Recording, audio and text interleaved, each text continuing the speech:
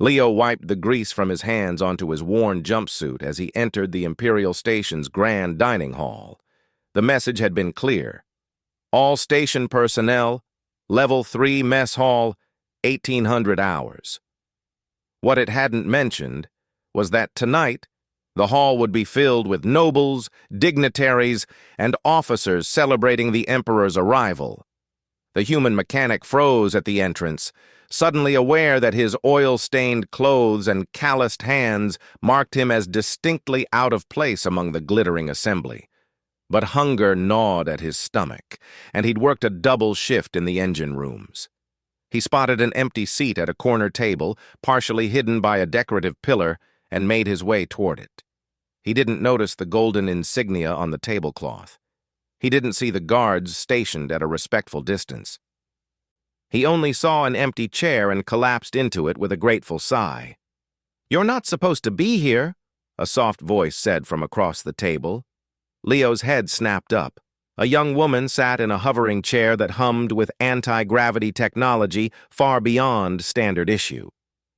Her dark hair was woven with threads of silver, and her green eyes studied him with a mixture of amusement and curiosity. She wore a simple white gown, but the fabric shimmered with embedded quantum threads that marked it as worth more than Leo earned in a year.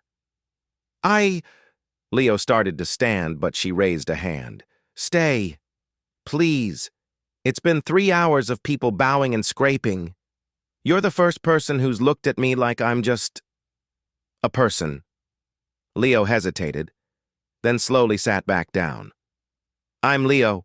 I work in the lower engine sectors. I think I got the wrong message about dinner."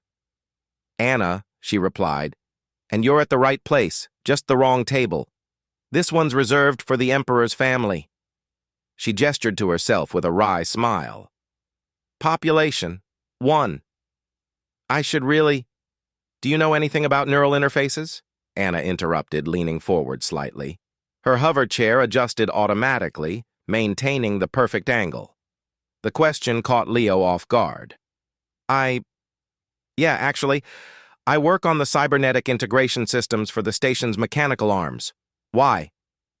Anna's eyes lit up with an intensity that made Leo forget about the guards, the nobles, and his grease-stained clothes. "Because I've had 47 specialists from 14 different worlds tell me that nothing can be done about my condition. The racing accident damaged my neural pathways too severely. The chair is as good as it gets." She said it matter-of-factly, but Leo heard the frustration underneath. He'd heard that tone before, in his own voice, when experts told him a problem was unsolvable. "Can I ask what specifically they said was damaged?"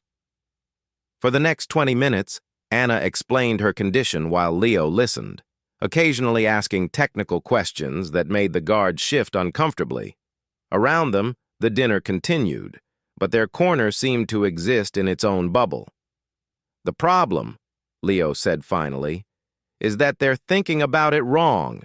They're trying to bridge the gap with technology that mimics the neural pathways. But human engineers, we learned something different when we started colonizing low-gravity moons." "What's that?" "Sometimes you don't fix the bridge. You change how you cross the river." Leo grabbed a napkin and started sketching. "Look, your C4 through C7 vertebrae are damaged, right? And they've tried to create artificial neural connections. But what if instead of trying to send signals the old way, we reroute them? Use your intact neural pathways, the ones for your arms and upper body, and create a translator system." Anna stared at the napkin, her eyes moving across Leo's crude diagrams. "A translator? Like learning a new language. Your brain wants to say, 'move legs.' The translator intercepts that intention from your functional pathways and converts it into signals that bypass the damaged area entirely. It's how we control the exoloaders in 0G, intention-based rather than direct neural firing." "That's—" Anna's voice caught. "That's actually brilliant. Why didn't any of the specialists—" "Because they're specialists," Leo said with a shrug. "They know everything about neurology or everything about cybernetics, But humans, we're generalists. We're the ones who take the servo system from a cargo loader and jury-rig it to fix a broken airlock. We steal ideas from everywhere. Anna was quiet for a long moment. Then she smiled, a real smile that transformed her entire face. Leo, the mechanic who sat at the wrong table. How would you like a job? I have a job. A better job. As my personal engineer, I'll get you access to any technology you need, any resources. If this works... If it works, Leo interrupted. You're going to have to promise me something. What? That you'll teach me the right way to eat with all these fancy forks.